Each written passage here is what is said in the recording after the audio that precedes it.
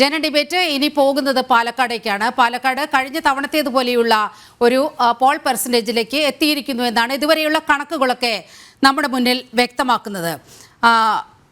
ഇതിൻ്റെ തൊട്ട് പിന്നാലെ ഈ പോളിംഗ് പൂർത്തിയായതിൻ്റെ തൊട്ട് പിന്നാലെ BJPയുടെ സംസ്ഥാന അധ്യക്ഷൻ കെ സുരേന്ദ്രൻ ഫേസ്ബുക്കിൽ ഒരു പോസ്റ്റ് പങ്കുവയ്ക്കുകയുണ്ടായി. വടക്കുന്നാഥന് പിന്നാലെ വിശാലാക്ഷി സമേത വിശ്വനാഥൻ. പാലക്കാട് വിജയം NDAക്ക്, 3-ാം സ്ഥാനത്ത് UDF. ആകെ 3 വരികയുള്ളൂ. പക്ഷേ പാലക്കാടിനെ കുറിച്ചുള്ള എല്ലാ പ്രതീക്ഷകളും BJP പങ്കുവയ്ക്കുകയാണ്. ശ്രീ യുവരാജ് ഗോകുൽ, അങ്ങേക്ക് ഇതിനോട് പ്രതികരിക്കാം. അല്ല, പാലക്കാട് ഞങ്ങൾ തികഞ്ഞ വിജയപ്രതീക്ഷയിൽ തന്നെയാണ് ഉള്ളത്. കാരണം ഒന്ന്, പാലക്കാടിനെ സംബന്ധിച്ചിടത്തോളം പാലക്കാട് പലതരത്തിലുള്ള വിഷലിപ്തമായ ക്യാമ്പയിൻസ് പല ഭാഗത്തു നിന്നുണ്ടായി. BJPക്കെതിരെ ചെയ്യാൻ കഴിയുന്നതിൻ്റെ പരമാവധി കാര്യങ്ങൾ അവർ ഇറക്കി കളിക്കുന്നുണ്ടായിരുന്നു.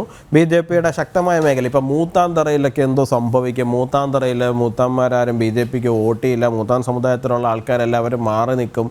അവരെല്ലാവരും കൂടി ഒലിച്ചു പോയെന്തോ കോൺഗ്രസിൽ ചേരും എന്നൊക്കെ ഉള്ള തലത്തിലായിരുന്നു ഒരു വശത്തുള്ള ക്യാമ്പയിൻ എന്ന് പറയുന്നത്. അങ്ങനെ ഏതെങ്കിലുമൊക്കെ ഒരാൾ ഇറങ്ങിപ്പോകുമ്പോൾ അയാളുടെ പിറകെ പോകാൻ വേണ്ടിയിട്ട് നിൽക്കുന്നതല്ല മൂത്താന്തറയിലെ മൂത്താൻ വിഭാഗം എന്ന് പറയുന്ന ആൾക്കാർ എന്നുള്ള കാര്യം ഇതിനോടകം എല്ലാവർക്കും മനസ്സിലായി കാണുമെന്ന് വിശ്വസിക്കുന്നു. കാരണം കഴിഞ്ഞ തവണത്തതിനേക്കാളും വലിയ പോളിംഗാണ് മൂത്താന്തറയിലുള്ള പോളിംഗ് ബൂത്തുകളിൽ ഇപ്പോൾ നടന്നുകൊണ്ടിരിക്കുന്നത്. അവർക്ക് കൂറു ഒന്നിനോടേ ഉള്ളൂ, അത് ഈ സംഘടനയോടാണ്.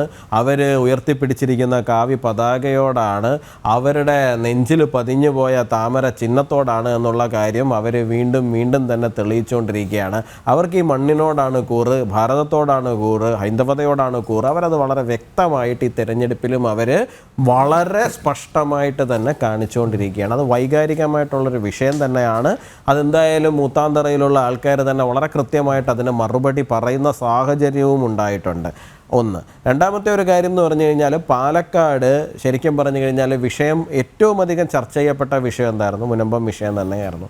ആ മുനമ്പം വിഷയവുമായി ബന്ധപ്പെട്ടിട്ട്, വഖഫ് വിഷയവുമായിട്ട് ബന്ധപ്പെട്ടിട്ട് യാതൊരു തരത്തിലുള്ള പരിഹാരങ്ങളോ അല്ലെങ്കിൽ അതിനെ എങ്ങനെയാണ് പരിഹരിക്കാൻ പോകുന്നതെന്നുള്ളതിനെ കുറിച്ചിട്ടോ ഒരു ധാരണയും ഇടതുമുന്നണിക്കാവട്ടെ വലതുമുന്നണിക്കാവട്ടെ മുമ്പോട്ട് വയ്ക്കാനില്ലായിരുന്നു. അതിന് പകരം ഏറ്റവും അവസാന നിമിഷം ലത്തീൻ നേതാക്കളുമായിട്ട്, സഭാ നേതാക്കളുമായിട്ടൊക്കെ പോയിട്ടൊരു ചർച്ച നടത്തിയതിന് ശേഷം തൊട്ടടുത്ത ദിവസം ഇന്ന് UDFൻ്റെ നേതാവായിട്ടുള്ള PK കുഞ്ഞാലിക്കുട്ടി ഒരു ഉളുപ്പും ഇല്ലാണ്ട് അദ്ദേഹം വന്ന് നിന്നിട്ട് പറയുകയാണ് മുനമ്പത്തേത് വഖഫ് ഭൂമിയാണ്, അവിടെ ഉള്ള ആൾക്കാർക്ക് മറ്റെവിടെയെങ്കിലും അവരെ കൊണ്ട് താമസിപ്പിക്കണം എന്നുള്ള കാര്യത്തിൽ. ആ ഭൂമി അവരുടെ മണ്ണാണ്. ആ മണ്ണിൽ നിന്ന് അവരെന്തിനാണ് ഒഴിഞ്ഞു പോകുന്നത്? ആരെങ്കിലും വന്ന് അവിടെ ക്ലെയിം വയ്ക്കുന്ന സമയത്ത് അവിടെയാണ് UDFൻ്റെ കാപട്യം എന്ന് പറയുന്നത്. അതല്ല എന്ന് പറയാനുള്ള ഒരു ഉറപ്പ് LDFനും ഇല്ല, ഇടതുപക്ഷത്തിനും ഇല്ലാന്നേ. അപ്പോൾ അത് ഈ ഒരൊറ്റ തെരഞ്ഞെടുപ്പോടുകൂടി നിൽക്കാൻ പോകുന്ന വിഷയമോ അല്ലെങ്കിൽ ഈ ഒരൊറ്റ തെരഞ്ഞെടുപ്പിലേക്ക് മാത്രമായിട്ട് ഒതുങ്ങാൻ പോകുന്ന വിഷയമൊന്നും അല്ല.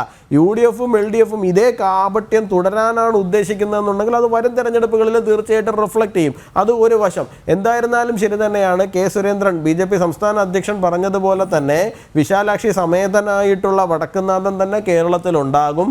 വടക്കുന്നാഥൻ മണ്ണിൽ താമര വിരിഞ്ഞിട്ടുണ്ട്. അതിൻ്റെ തുടർച്ചയായിട്ട് പാലക്കാടും താമര വിരിയുക തന്നെ ചെയ്യും.